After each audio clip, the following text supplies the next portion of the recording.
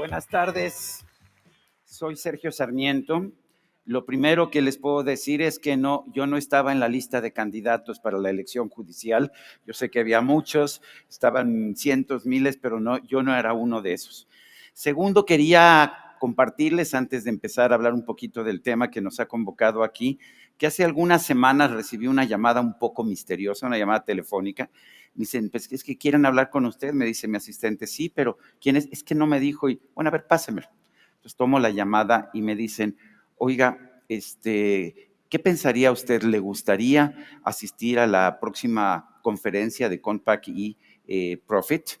Y digo, pues claro que me gustaría, ya he estado en algunas conferencias de Compact y son muy buenos, organizan muy bien las conferencias, la gente que va es de primera, son muy atentos como público, de manera que sí me parece muy bien, qué buena noticia. Me dice, bueno, también le tengo una mala noticia. Yo dije, bueno, ¿por qué una mala noticia? ¿Cuál es la mala noticia?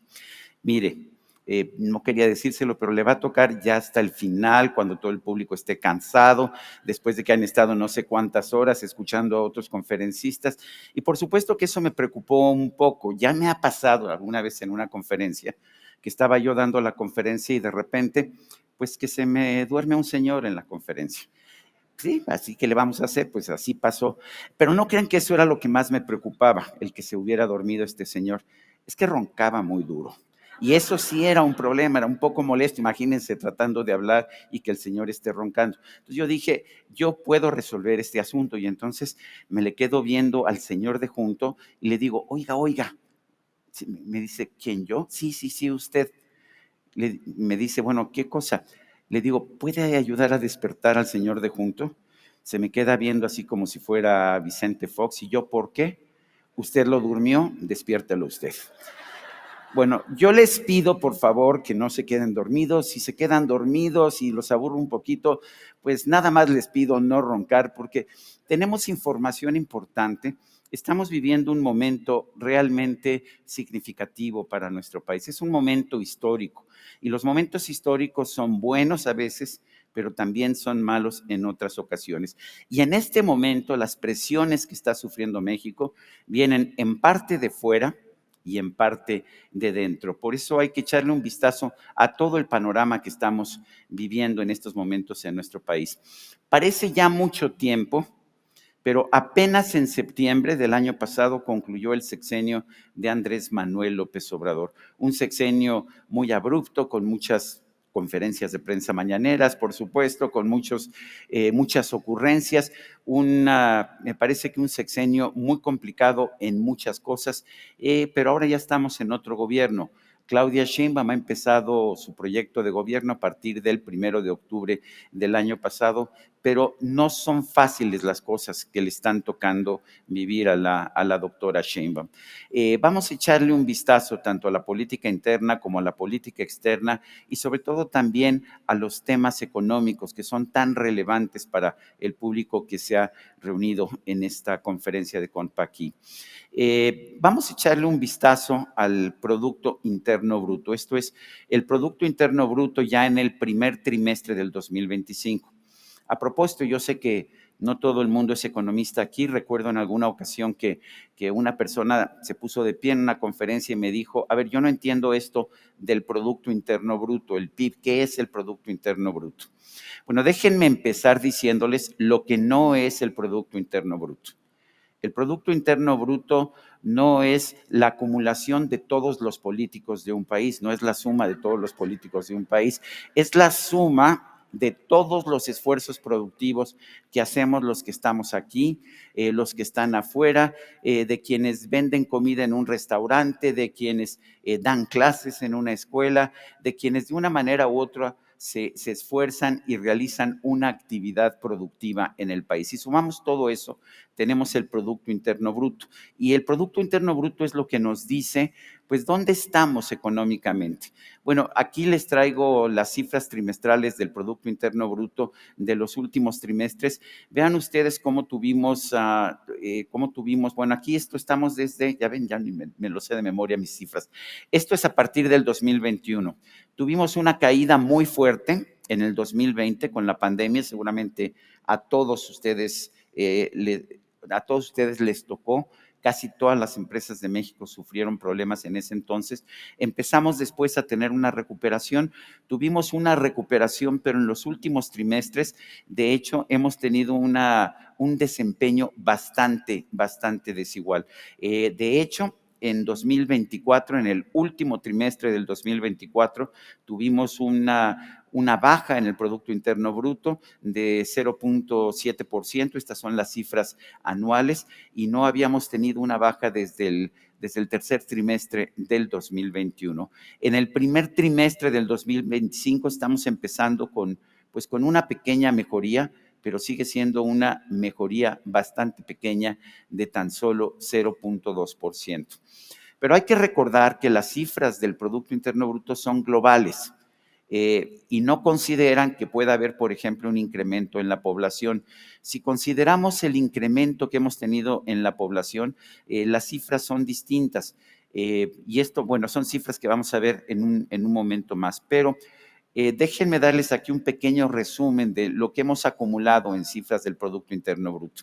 El primer trimestre del 2025, como ya les mencionaba, un crecimiento pequeño, pero de 0.2%.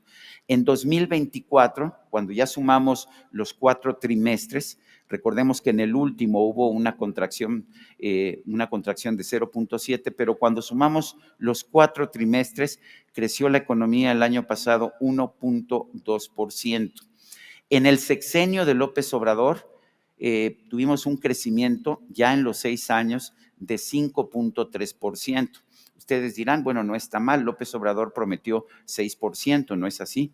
Bueno, prometió 6% al año. Esto fue en todo el sexenio de Andrés Manuel López Obrador, 5.3%. Si sacamos un promedio anual de crecimiento, la cifra nos sale en 0.88%, muy pequeña, la más pequeña desde el sexenio de Miguel de la Madrid, cuando tuvimos la famosa década perdida.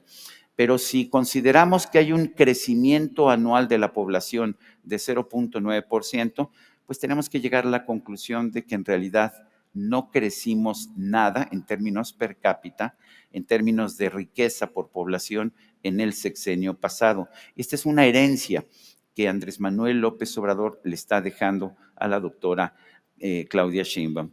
Aquí tengo esta gráfica del PIB per cápita trimestral. Vean ustedes cómo la cifra que tenemos allá arriba que está en 197,349 pesos, es la cifra máxima que se logró antes de la pandemia. Vean ustedes cómo cae el PIB per cápita trimestral y cómo vuelve a subir después de la pandemia. Pero si se fijan ustedes, no hemos podido recuperar el ingreso que teníamos los mexicanos, el Producto Interno Bruto per cápita que tuvimos los mexicanos antes del sexenio de Andrés Manuel López Obrador. En ese sexenio empezó primero a declinar levemente la economía, después hubo el desplome de la pandemia, hubo un rebote muy fuerte, pero pues ahí están las cifras, no hemos logrado una recuperación cabal de lo que tuvimos en ese entonces. Esto es en nuestra economía interna, pero resulta que además del otro lado de la frontera se les ocurrió elegir como presidente de los Estados Unidos a este señor Donald Trump que les muestro aquí. Y Donald Trump, a pesar de que fue electo por el Partido Republicano, que ha defendido siempre el libre comercio, a pesar de que supuestamente tiene los mejores asesores económicos del mundo, hasta un productor de coches eléctricos tenía por ahí, que ya después se le echó para atrás, pero bueno, resulta que Donald Trump llegó a la presidencia con la idea de que aumentando los aranceles, aumentando los impuestos a la importación, se puede construir prosperidad. Yo me acuerdo mucho de una frase de Winston Churchill que decía que pensar que puedes construir prosperidad a base de impuestos es como ponerte encima de una cubeta, ponerte así dentro de la cubeta encima y pensar que puedes subirla jalando de las asas. Pues por supuesto no se puede hacer mientras tengas tu peso, que serían los impuestos, encima de la cubeta. Pero bueno, Donald Trump, ¿qué ha significado para la economía internacional y para la economía de Estados Unidos? En primer lugar, incertidumbre.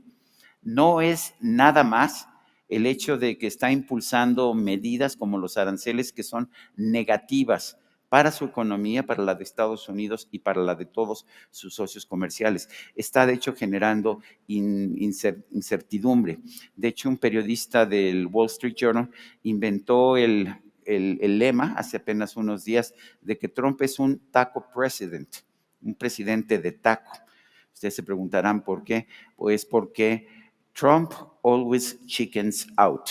Trump siempre se acobarda. Bueno, pues eso es lo que decía este periodista del Financial Times. El problema es que pues lo que hizo es ahora, como fue una bofetada, eso que todo el mundo empezó a reproducir, ahora anunció una subida de los aranceles para el acero de 25 a 50%, que se están empezando a aplicar a partir de hoy, y ahora sí no se echó para atrás, ahora sí no se acobardó, lo cual quiere decir que va a haber pues una situación muy complicada para todas las industrias de Estados Unidos que utilizan el acero y el aluminio, que también le subieron el arancel para sus productos finales.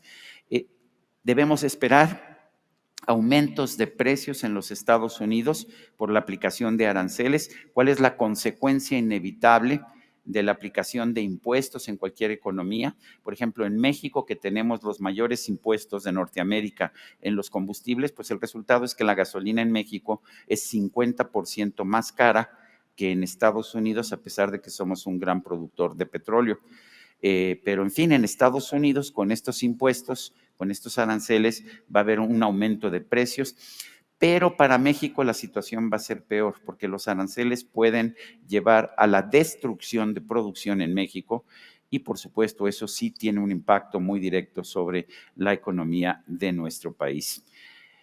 ¿Hay otras políticas de Donald Trump que pueden causar daño? Sí, por supuesto. Por ejemplo, está recrudeciendo el combate a la migración. Todos los gobiernos de Estados Unidos han combatido la migración ilegal, y el hecho está en que la migración legal cada vez es menos importante ya en el mercado de Estados Unidos, pero lo que estamos viendo son tácticas casi de terror, lo que está aplicando Donald Trump en los Estados Unidos con razzias, como si fueran la Gestapo nazi, para tratar de pescar a gente que es morena, que parece mexicana, y a pedirle sus documentos, y si no tienen documentos, aunque sean ciudadanos, a tratar de extraditarlos. Estamos viendo situaciones muy complicadas.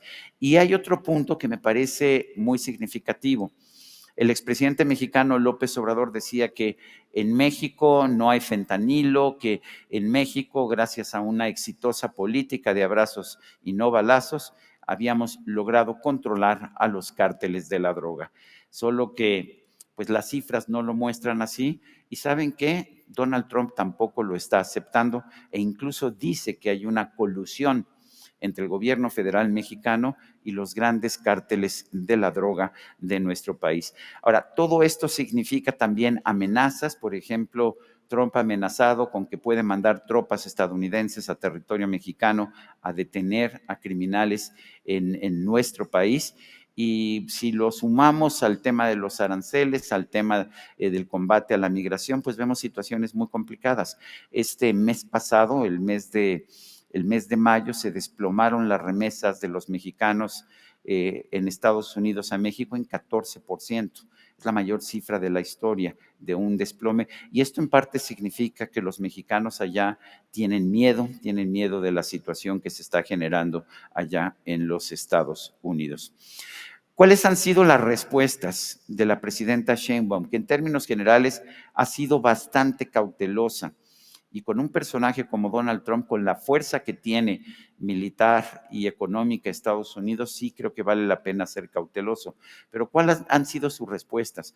Cuando le dijeron, por ejemplo, que Estados Unidos podría mandar tropas a territorio mexicano, respondió, pues siempre tenemos el himno nacional.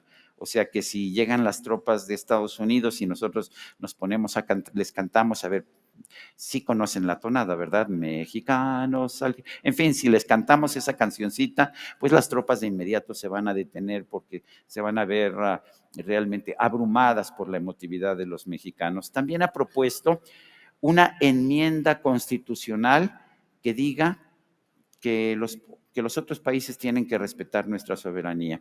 Supongo que esto significa que cuando mande estas tropas famosas el presidente de los Estados Unidos a México y empiecen a entrar en territorio nacional, nosotros podemos mostrarles la Constitución y decirles, oigan, señores, está prohibido que intervengan en México. El único problema es si se le ocurre a Donald Trump decir que no me salgan con el cuento de que la ley es la ley, porque si nos sale Trump con eso, entonces sí, no sé qué vamos a hacer. Dice también la presidenta Sheinbaum que debemos fortalecer la autosuficiencia. Lo que nos dice la historia económica es algo completamente distinta. Los países más autosuficientes del mundo, los países que dependen menos de las importaciones del exterior, son Corea del Norte y Cuba. Y también se encuentran entre los países más pobres de todo el mundo. Los países más ricos de Europa y de Asia son Suiza en Europa y Singapur en Asia. Ninguno de los dos tiene grandes recursos naturales. Bueno, Suiza tiene muchas vacas, pero no sé si cuenten como un gran recurso natural, pero la orografía es muy abrupta, mucho territorio cubierto por nieve, no se puede cultivar de manera eficiente. Pero entonces, ¿qué es lo que han hecho tanto Suiza como Singapur? Se encuentran entre los países con fronteras más abiertas. El arancel de Singapur no es ni de 5, ni de 10, ni de 2, ni de 3, es de 0%. Si tú quieres importar un producto a Singapur, te cuesta 0%, y esto hace que las importaciones sean muy grandes y que las exportaciones sean igualmente grandes. ¿Y el resultado qué creen? Fue convertir a un país que era tan pobre como México en los años 60, Singapur se hizo independiente en 1965, pues era tan pobre como México y resulta que hoy nosotros tenemos un Producto Interno Bruto de $17,000 al año, ellos tienen un Producto Interno Bruto de más de $80,000 al año, o sea que es un país más de 4 veces más rico de lo que somos nosotros. Y exactamente con la filosofía opuesta que nos está pidiendo que adoptemos la doctora Sheinbaum. O sea, en lugar de la autosuficiencia, ellos más bien han dicho, no, nosotros somos comerciantes, queremos importar, queremos exportar, porque sabemos que podemos volvernos prósperos precisamente sacando ventaja del comercio internacional. También la presidenta Sheinbaum ha incrementado el salario mínimo, pero sin tomar medidas que les permitan a las empresas incrementar su productividad. Y yo lo que les puedo decir es que un país que incrementa sus costos laborales sin aumentar su productividad es un país que realmente no tiene futuro, es un país que tarde o temprano va a quebrar y por eso me preocupa, no por el nivel del salario, sino porque el nivel del salario, el mínimo y lo que es mucho más importante, el salario promedio que se registra en el Seguro Social, está aumentando por arriba de la productividad. Y la otra solución que tiene la doctora Sheinbaum para resolver los problemas económicos de nuestro país es incrementar los programas sociales, o sea, dar más caridad, dar más dádivas. Lo que nos dice la experiencia es que esto no ayuda para que un país prospere, a lo mejor sí compra votos, te hace que vayas, incluso que veas tu acordeón y que te vayas a perder un domingo para ejercer un voto por un montón de tipos que ni siquiera conoces, para eso ayuda, pero en realidad los programas sociales no hacen más próspero, no hacen más rico a un país. Estamos viendo ahora esta reforma judicial que está concluyendo con la elección judicial que hemos visto este domingo pasado. Es una reforma judicial, sin embargo, que no resuelve ninguno de los problemas de la justicia en nuestro país, no resuelve el problema de la ineptitud y corrupción de los policías, de la ineptitud y corrupción de las fiscalías y los ministerios públicos. Se enfocan nada más a los juzgados, que a lo mejor tienen un grado de corrupción, pero que lo que nos dicen los especialistas son bastante menos corruptos que lo que son los ministerios públicos, las fiscalías y sobre todo las policías. Nos dice la presidenta Sheinbaum que con el voto se va a evitar la corrupción de los jueces. Si fuera así, pues no tendríamos corrupción de diputados, ni de senadores, ni corrupción de presidentes municipales, ni de gobernadores. Y ¿saben qué? Yo le echo un vistazo al panorama y encuentro algunos casos de, pues de políticos que supuestamente ganan poquito dinero, pero que pues tienen casas en el extranjero, que tienen coches de superlujo, que comen en los mejores restaurantes o que se van a pasear a París a la primera de las oportunidades. De manera que no creo que esa sea una solución a los problemas. El voto no es una solución a la corrupción. Para citar otra vez a Winston Churchill, no pueden ustedes curar el cáncer con un voto, necesitan un remedio, efectivamente.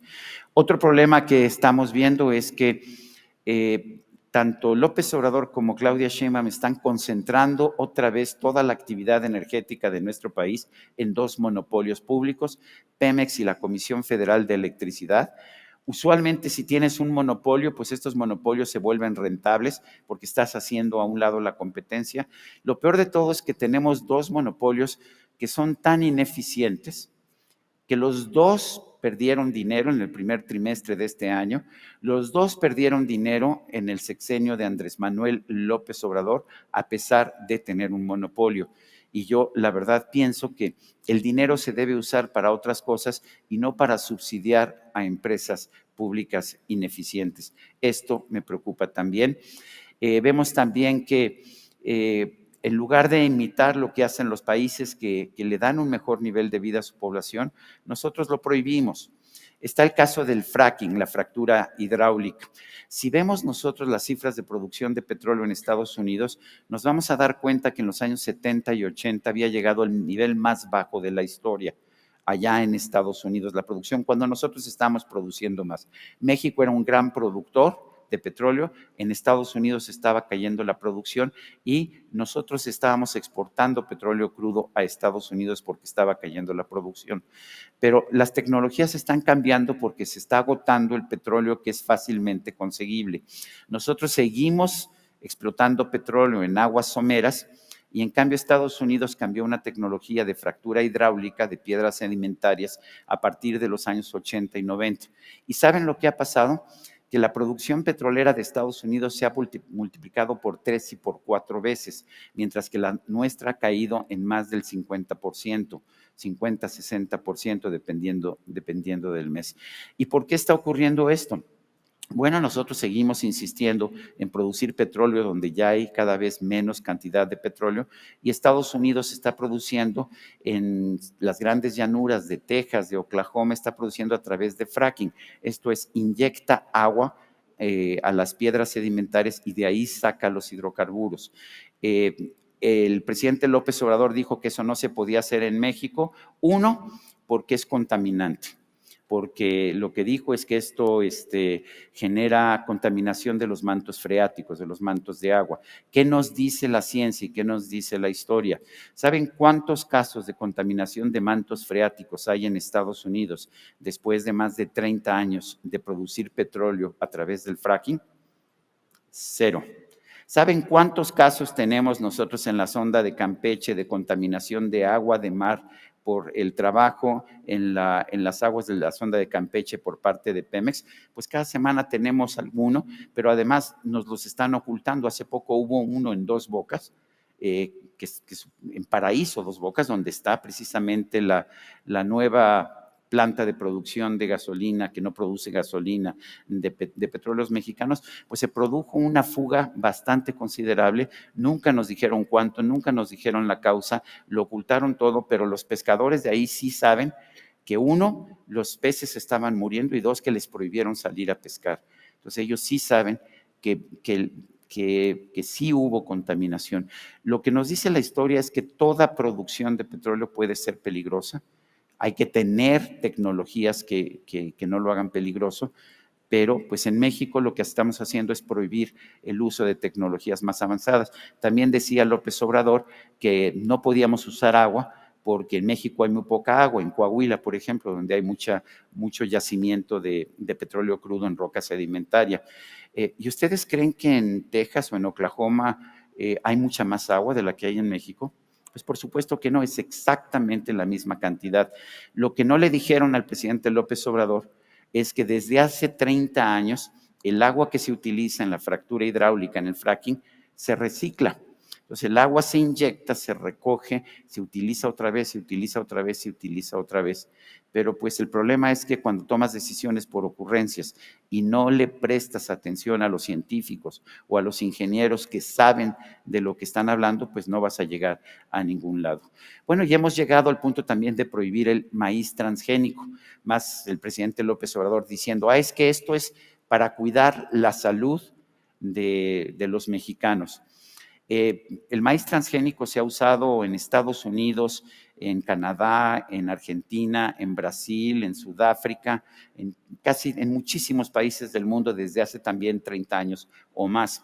¿Saben cuántos casos hay de intoxicación por maíz transgénico en estos 30 años en que millones de personas todos los días consumen maíz transgénico? También en México, a propósito, porque como no producimos suficiente maíz, lo importamos a México y aquí consumimos el maíz transgénico que se produce en Estados Unidos.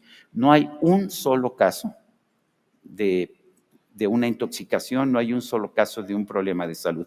En cambio, váyanse aquí a los puestos de carnita aquí cerca, pruébense 2 o 3 casos de carnitas y más o menos los casos de intoxicación son entre el 25 y el 30%, pero eso pues parece que no le importó al expresidente. ¿Perdón? Ya estamos vacunados, pues no tanto, porque de vez en cuando sí nos pega, pero bueno. Bueno, pues sí nos acostumbramos, pero la verdad es que si queremos tomar decisiones debemos usar la ciencia y no las ocurrencias. ¿Saben ustedes que México tuvo muy mala cosecha de maíz el año pasado? De hecho, vamos a tener que importar la mayor cantidad de maíz de Estados Unidos en toda la historia. ¿Saben por qué tuvimos una mala cosecha de maíz? Todos sabemos que tuvimos en los últimos 2 años una pésima sequía, una muy intensa sequía. Por supuesto que esto bajó la producción de maíz, pero ¿no les parece extraño que podamos ir a Estados Unidos, comprar maíz e importar cantidades inéditas de maíz a nuestro país? Ellos tuvieron también la sequía, 2 años de sequía también, la misma sequía que había aquí en Coahuila o que había aquí en Nuevo León o que había en Jalisco, es la que se tenía allá en los Estados Unidos. En México la producción bajó como un 5 o 10%, en Estados Unidos no bajó la producción de maíz, no porque no tuvieran sequía. ¿Qué hicieron entonces estos condenados gringos que siempre están buscando perjudicarnos? Muy sencillo, utilizaron una variedad de maíz transgénico que es resistente a la sequía.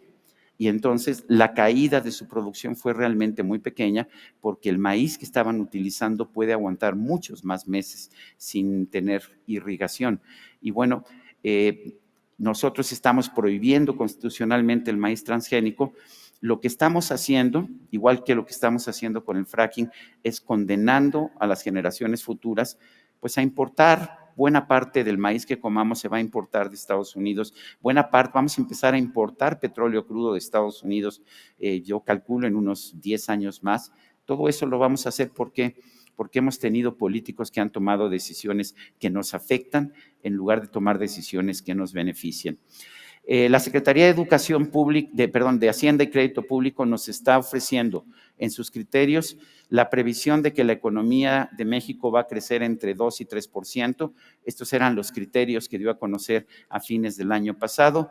Dijo que la inflación sería a fines de diciembre 3.5%. Nos dijo que el tipo de cambio estaría en 18.50 y que las tasas de interés, la tasa de interés de CETES en 8% y que el déficit de presupuesto sería 3.9% del Producto Interno Bruto. Esto es lo que nos prometió Hacienda para este 2025. Ya el mes de marzo hicieron algunos ajustes. Ya el crecimiento dijeron, pues no, ya no va a ser de 2 a 3, ahora va a ser de 1.5 a 2.3. En la media sería 1.9, la inflación la mantienen en 3.5%, el tipo de cambio ya lo ajustaron ahora a 20 pesos por dólar, la tasa de interés la mantienen en 8% y crecieron ligeramente el cálculo para el déficit de presupuesto en su medición más amplia, de 3.9 a 4%. Ahora, si le echamos un vistazo a cómo está nuestra economía ya en el largo plazo, quiero que vean una cosa que es sorprendente. En la línea de arriba tenemos los gastos del gobierno. En la línea de abajo tenemos los ingresos del gobierno. Siempre hemos tenido gobiernos gastalones que gastan más de lo que reciben. Yo creo que en sus empresas no contratarían a ninguno de estos señores funcionarios, porque imagínense que le salgan ustedes a los dueños de la empresa, pues no te preocupes, vamos a gastar 20 y vamos a ingresar 10 o vamos a ingresar 15.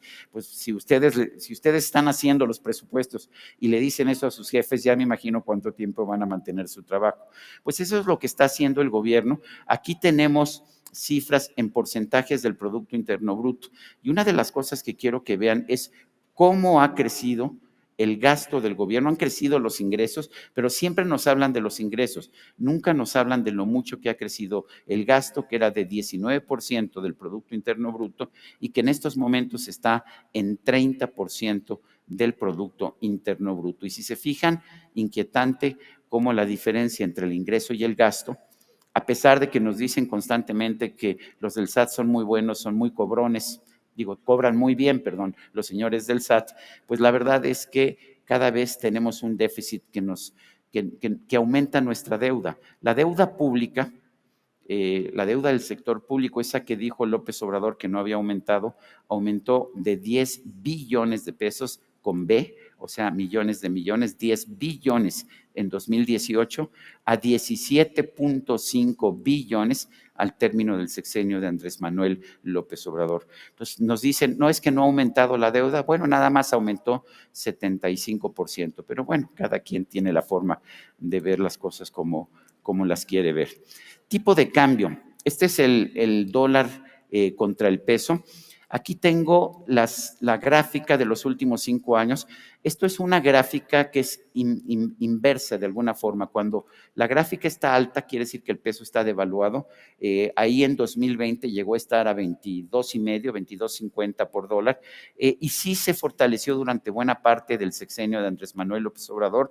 Se volvió a debilitar después de que fue electa Claudia Sheinbaum. Y gracias a Donald Trump, que ha debilitado el dólar. De hecho, hemos visto cómo empieza a caer el tipo de cambio, lo cual es un fortalecimiento del peso ya en este 2025. Pero esto no es por grandes méritos del gobierno de Claudia Sheinbaum, sino por tonterías del gobierno de Donald Trump, porque si vemos esta gráfica, en todas las demás monedas del mundo vemos una misma situación. Es el tipo de cambio. Quiero mostrarles también ligeramente las acciones de los mercados bursátiles en Estados Unidos, porque dependemos mucho de la economía de Estados Unidos. Vean ustedes cómo las acciones del S&P 500, el Standard & Poor's, habían venido aumentando desde la pandemia y habían venido creciendo de forma sistemática, pero vean ustedes el efecto Trump, el trancazo que les pone a las acciones precisamente por las amenazas de los aranceles. Ha venido creciendo, o se ha venido recuperando, pero no se ha eliminado completamente la incertidumbre y siguen estando por debajo de lo que estuvieron. Estas son las del Standard & Poor's. Las que tengo aquí del Nasdaq son mucho más tecnológicas, estas acciones. Y aquí vemos también una situación similar. Venía en subida el mercado se mostraba muy bien. De hecho, hasta la elección de Donald Trump, estaba todo perfecto, empieza Donald Trump a amenazar con aranceles, se desploma el mercado, hay un rebote porque las finanzas de las empresas no están mal y todavía no se aplican todos los aranceles que quiere aplicar Donald Trump, pero como ven ustedes, no hemos recuperado el nivel que teníamos antes de que Donald Trump empezara también a gobernar con ocurrencias. En México me preocupa la reforma judicial. Nos dicen que el pueblo bueno y sabio eligió a los nuevos ministros, magistrados y jueces jueces de distrito, magistrados de distrito, a los de tribunales unitarios, en fin, a todos, que los eligió el pueblo bueno y sabio. La verdad, no sé si alguien trató de votar. ¿Cuántos de aquí votaron el domingo pasado? Pues muy poquitos. Deben ser como menos del 3%. Nos dice el gobierno, nos dice el INE que votó el 13%. Lo curioso del caso es que en lugares con más instrucción, en lugares donde la gente está más educada, votó menos la gente. Pero allá, por ejemplo, en las zonas rurales de Chiapas o de Oaxaca, donde hay un mayor conocimiento de las ciencias jurídicas, por supuesto, fue más fácil que la gente pudiera ir a escoger y decir, no, yo prefiero al ministro Chicharrón, no, hombre, Lenia es mucho mejor, la ministra del Pueblo. Pues no, el hecho está en que ¿alguna vez han jugado a las apuestas? ¿Alguna vez han jugado a una quiniela? Que le tienen que apostar no a uno ni a dos resultados, sino a un montón de resultados, como 5 resultados. Imagínense lo buenos que son, iba a decir los de Morena, pero no. Estaba prohibido, ¿no?, que los partidos políticos participaron en la elección, entonces no fueron los de Morena.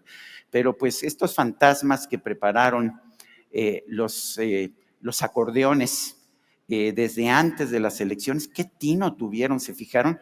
100%, 9 ministros previeron, incluido el ministro Chicharrón, que no se nos olvide, que también entró a la Suprema Corte. Los 9 que estaban en las previsiones, en los acordeones de Morena, los 9 fueron electos ministros de la Suprema Corte, y conforme estamos empezando a ver los resultados de abajo, pues también le pegaron a una quiniela como de 100 y tantos candidatos. ¿Se imaginan ustedes lo difícil que es hacer eso? Se deberían dedicar a apostar en el hipódromo y se volverían multimillonarios. En realidad lo que vimos es que fue la clase política, fue el gobierno, fue Morena los que designaron a quienes podían ser candidatos. No se podía votar por cualquiera, solamente los candidatos designados por Morena, y que cuando ya estaban seguros de que todos o casi todos eran de los suyos, pues se fueron incluso a tómbolas para cuando había más candidatos de los que se podía tener en la boleta. Pues bueno, fueron designados los candidatos por el gobierno.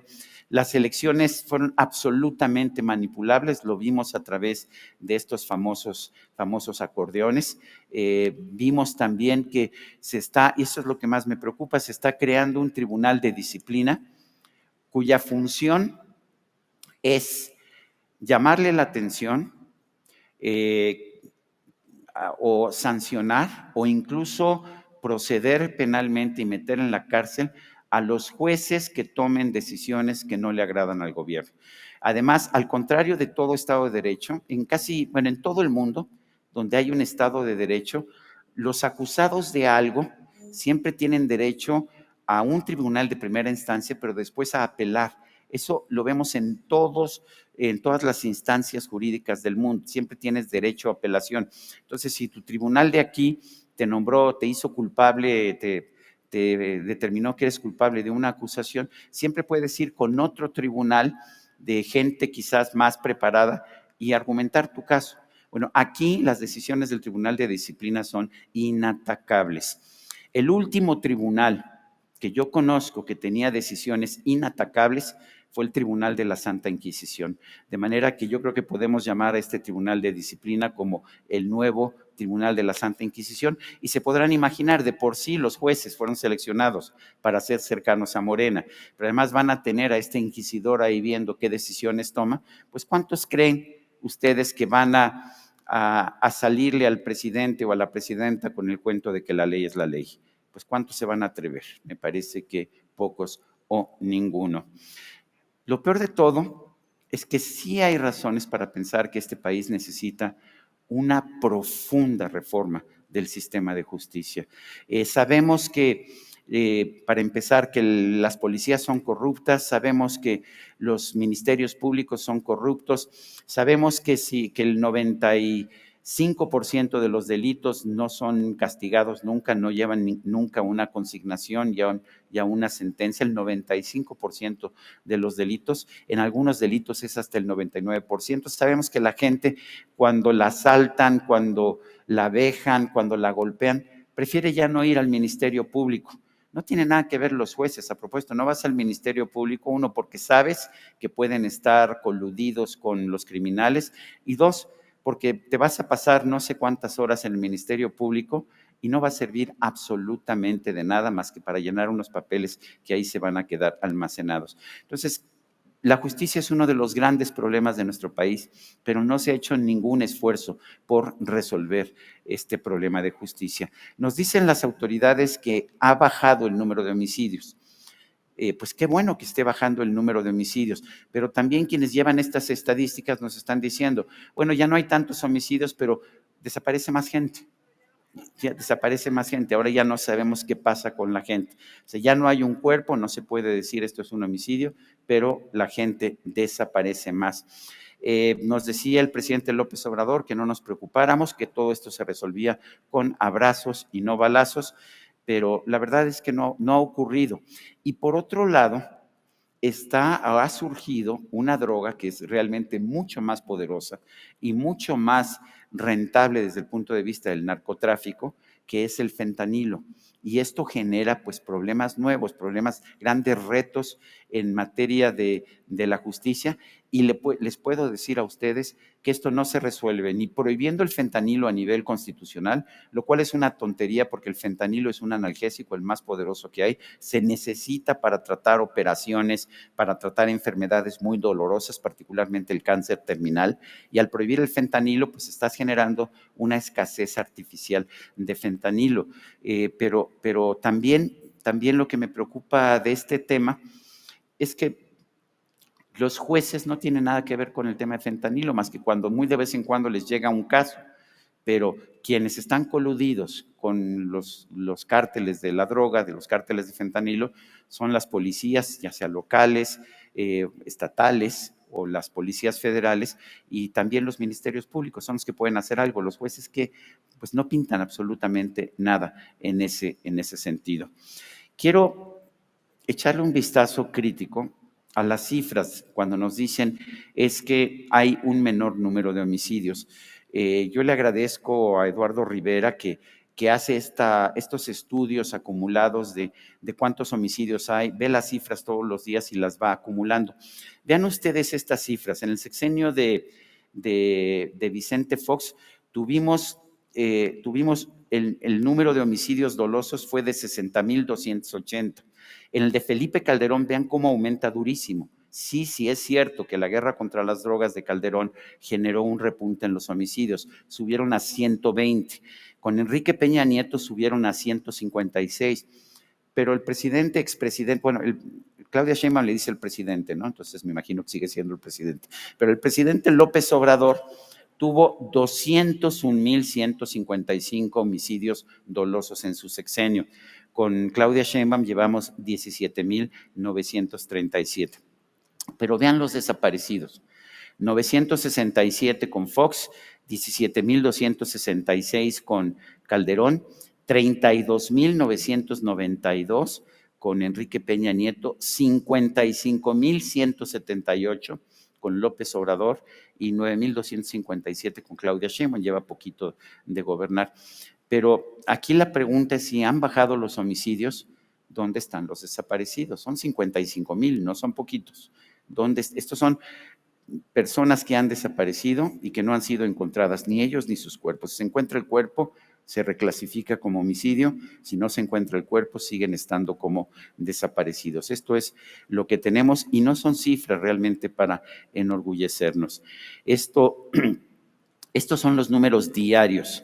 En el sexenio de Vicente Fox, yo creo que es sorprendente, no fue hace tanto tiempo, había 0,4 homicidios diarios en México.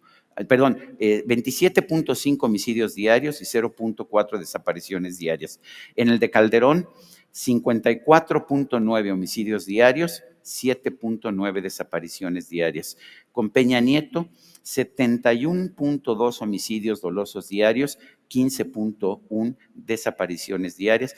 Y con Andrés Manuel López Obrador, que nos dice que ya México va bien, requete bien, 94,4 homicidios diarios, 25,9 desapariciones diarias. Con Claudia, a propósito, ha bajado el número de homicidios diarios a 75,7, pero vean cómo aumenta el número de desapariciones a 39,1 desapariciones diarias. ¿Hay motivos de preocupación? Sí.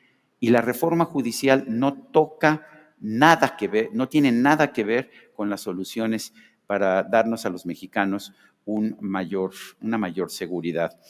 Nos estamos quedando sin contrapesos, están desapareciendo los jueces independientes, los jueces autónomos están siendo reemplazados por simpatizantes o militantes del partido en el poder. Eso es están haciendo que desaparezca el contrapeso más importante de un país democrático, pero también desaparecieron el Instituto Nacional de Acceso a la Información, el Instituto de Transparencia. Ahora el gobierno es el que se va a encargar de obligar al gobierno a decirnos lo que el gobierno no quiere decir. Sí, el gobierno es responsable de obligar al gobierno a decirnos lo que el gobierno no quiere decir. Pues hay dudas acerca de si esto va a funcionar o si va a ocurrir como en el sexenio de López Obrador, que preguntabas, bueno, ¿cuánto costó el Tren Maya? Ah, seguridad nacional. ¿Cuánto costó Dos Bocas? Seguridad nacional. ¿Cuánto costó el AIFA? Seguridad nacional. Pues no, así no podemos realmente, si no podemos medir las cosas, si no podemos ver qué tanto se está avanzando, qué se está retrasando, no podemos construir un mejor país.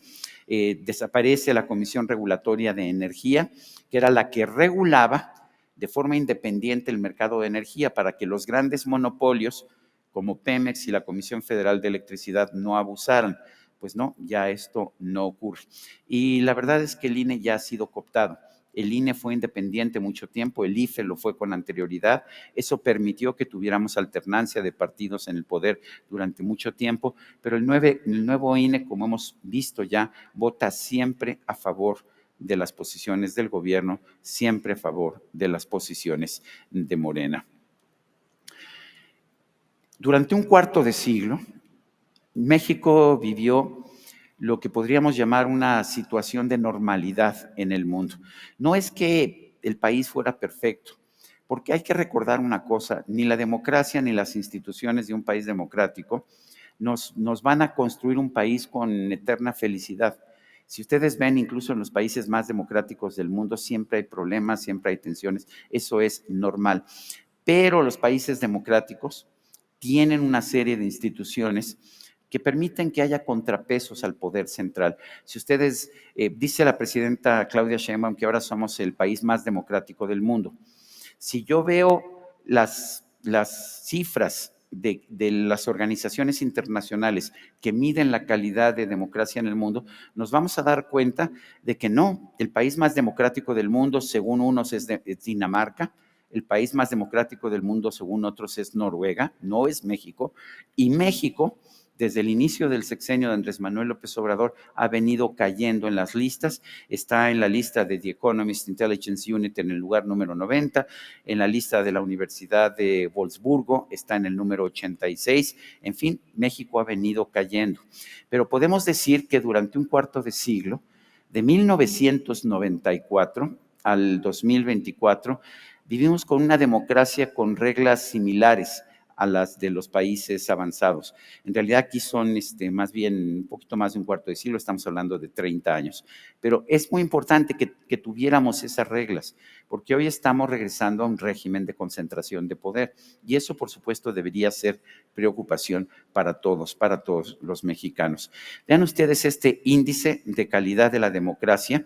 Es de una organización sueca que se llama VDEM y pueden encontrar ustedes esta información en un portal que se llama Our World in Data o Nuestro Mundo en Datos.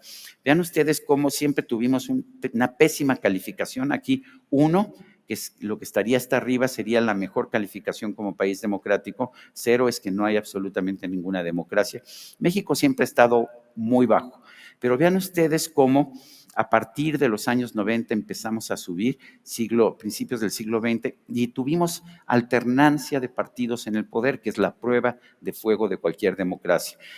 Antes gobernaba el PRI, llega el PAN, está 2 sexenios el PAN, llega otra vez el PRI, los derrota, llega después Morena, derrota al PRI. Eso se llama democracia, que es alternancia. El 60% de las elecciones en nuestro país en este periodo se resolvían por un candidato de oposición. Se ganaba la oposición en el 60% de las elecciones. Desde que está Morena, el 80% de las elecciones las gana un solo partido. Y vean ustedes cómo a partir del 2018, precisamente, empieza a haber un deterioro de la calidad de nuestra democracia y cómo estamos llegando a fines del sexenio de López Obrador, en 2024, con un deterioro ya franco del nivel de nuestra democracia. Y lo que te dice, de hecho, esta organización VDEM es algo que, pues, que debería preocuparnos, porque específicamente dice la eliminación de las instituciones que son contrapesos al poder, la eliminación del INAE, la eliminación del Coneval. El Coneval era esta institución que medía los avances o los retrocesos en las políticas públicas. Lo eliminaron simple y sencillamente porque no quieren que se mida. Y como todos ustedes saben, aquello que no se mide no se puede mejorar, ¿sí? Lo que no se mide no se puede mejorar.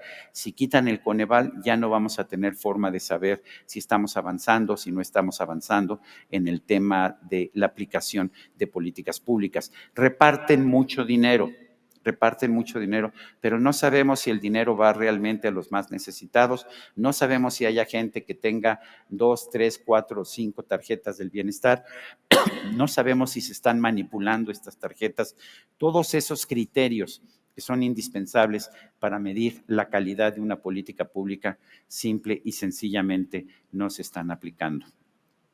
Ahora, quizás a los mexicanos nos gusta vivir en regímenes autoritarios.